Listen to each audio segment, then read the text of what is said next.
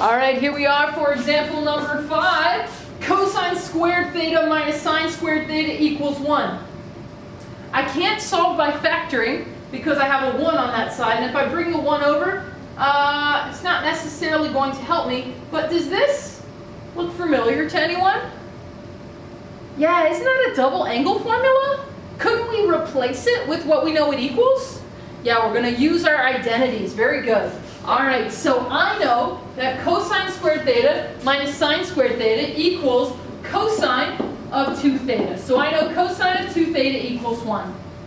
Well, I don't really know how to solve that, but I do know that I have a couple of other equations that cosine of 2 theta equals. And I can replace them with either of the other two. I either have 1 minus 2 sine squared theta, or I have 2 cosine squared theta minus 1. It's up to you which one you want to use. I'm going to go with the cosine one. You can use sine if you want. It doesn't matter. You'll get to the same answer. So I know that cosine of 2 theta equals 2 cosine squared theta minus 1, and it's set equal to 1. Now, again, I have a nice easy equation to solve. I have one variable. Theta is all by itself. No more 2 trig functions. So I'm going to add the 1 over. So I have 2 cosine squared theta equals 2. Then I'm going to divide by 2. So I'm going to divide both sides by 2 here. That gives me cosine squared theta equals 1. Then I can take a square root to get rid of my square. So I know that cosine of theta equals plus or minus 1. Remember, cosine equals positive or negative 1 at the quadrantal level. And let's not make the mistake we did on the last problem. It's 0 to 2 pi. That means I'm in radians. So I'm going to come over here on the side. We'll scroll it up a little bit so you can see. I can draw my quadrantals if I need to. So I have 1, 0, 0, 1, negative 1, 0, and 0, negative 1. Remember, cosine is the x value. So what x values on my interval 0 to 2 pi does cosine equal, a positive 1 or a negative 1? Well, I can see clearly that cosine equals 1 at 0 radians, so no degree mark needed. Then at pi, and because 2 pi is included in my interval, I have 3 options. I have 0, pi, and 2 pi. 0, pi, and 2 pi. All right, get excited for the last one. Put a big star by it. It's a little bit interesting. We've tried and been through a lot of our other techniques. We multiplied through on both sides. We did the quadratic formula. We used identities. Now we're going to do something a little different, and it's very similar to what we did on the warm-up with the radical equation when we squared both sides, because that's exactly what we're going to do.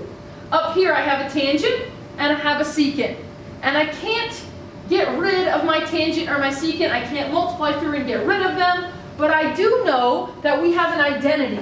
I know that tangent squared theta plus 1 equals secant squared theta. That's my identity. That's what I know. So wouldn't it be nice if this was a secant squared theta and I could replace it with a tangent so I'd have all tangents? Because that's exactly what I'm going to do. But in order to do that, I must square both sides. I must square both sides. Keep in mind, when you square a binomial, 2 things added or subtracted together, when you square them, you write it twice in FOIL. So this is going to be tangent of theta plus the square root of 3 times tangent of theta plus the square root of 3, and it equals secant of theta squared. Sorry about that, because I'm squaring both sides. All right, so I'm going to FOIL, so help me out. Tangent times tangent. Tangent squared theta. Tangent times the square root of 3. Positive 3, square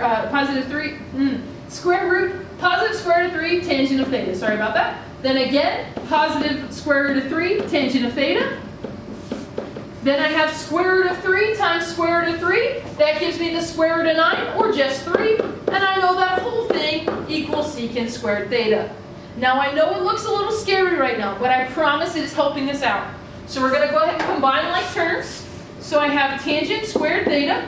I have square root of 3 tan of theta plus square root of 3 tan of theta. So I have 2 square root of 3 tangent of theta plus 3 equals. And remember, our whole reason that we did this is because we know that secant squared of theta equals tangent squared plus 1. So we're going to replace it. So this is going to become tangent squared theta plus 1. Now, I have all tangents, and I can try to collect like terms. A good way to start is by subtracting tangent squared theta on both sides, and we should see very nicely what happens with the tangents of theta. That's right, the tangents of theta cancel. So I have 2 square roots of 3 tangent of theta plus 3 equals 1. In order to solve this, I can subtract the 3. So 2 square roots of 3 tangent of theta equals negative 2, because 1 minus 3 is negative 2. Now I'm going to divide, sorry about that, I'm going to divide by 2 square roots of 3. Notice these will cancel, and I have tangent of theta equals, the 2's cancel, and I have negative 1 over the square root of 3. I don't have to worry about rationalizing this, because all I'm going to do is go to a triangle right now, and these will be the sides of my triangle. I would obviously not leave that as an answer, but it is more than fine to help us out with our triangle. Tangent is negative, and I know that tangent is negative in 2 places. It is negative in the 2nd quadrant, and it's negative in the 4th quadrant. So here, tangent is opposite over adjacent, keeping in mind the square root of 3 would be negative because we went to the left. That makes this a 2. And on my other triangle, again, it's opposite, negative 1 over adjacent. This time the 1 has to be negative because we went down. And my hypotenuse is again 2. Either way, my reference angle for both of them, wait, let's make sure we're in the right degrees or radians. What does it say? We're in degrees. So I'm in degrees, and across from the 1 on my triangle is going to be 30 degrees. So 30 degrees is my reference angle. If I want to know what angle in the 2nd quadrant has a reference angle of 30 degrees, I say 180 minus 30. What's 180 minus 30? 150. So theta equals 150 degrees. And then for my second one, again it's 30 degrees, but I'm going all the way around. So I can say 360 minus 30 degrees, and 360 minus 30 degrees is 330. Now, typically, you're done with the problem. However, because we magically multiplied through the whole thing, or we squared both sides at the beginning, you need to look out, because when you square the equation, you are changing the signs. What was originally negative is now forced to be positive when you square it. That means sometimes you wind up with an extraneous solution. Remember from the warm-up, an extraneous solution is one that should work, and it looks like it does, but when you plug it back into the original, it doesn't actually work. So I'm going to start with 150, and we're going to plug it into the original equation. I'm going to write it down so you can see. You don't have to write it down if you don't want to, and you're welcome to use your calculator to check if that is preferable. Just make sure you're in degrees. So the original equation, I had tangent of theta plus the square root of 3 equals secant of theta. And I'm going to start by plugging in 150 degrees. And let's be lazy. Let's go ahead and just do it on our calculator. So I have 150, and I'm going to take the tangent of that, and I'm going to add the square root of 3. And when I do that, I wind up with 1.1547. We'll just round it off there. On the other side, I'm going to have secant of 150 degrees. Keeping in mind that secant is 1 over cosine, so I'm going to do cosine of 150 degrees.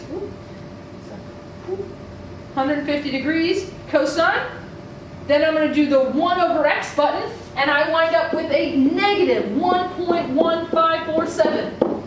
Now these answers are very close, but are they actually the same? Does a positive number equal a negative number? They do not, which means 150 is actually extraneous, and I'm just going to write EXT next to it. It means it's not actually a working solution.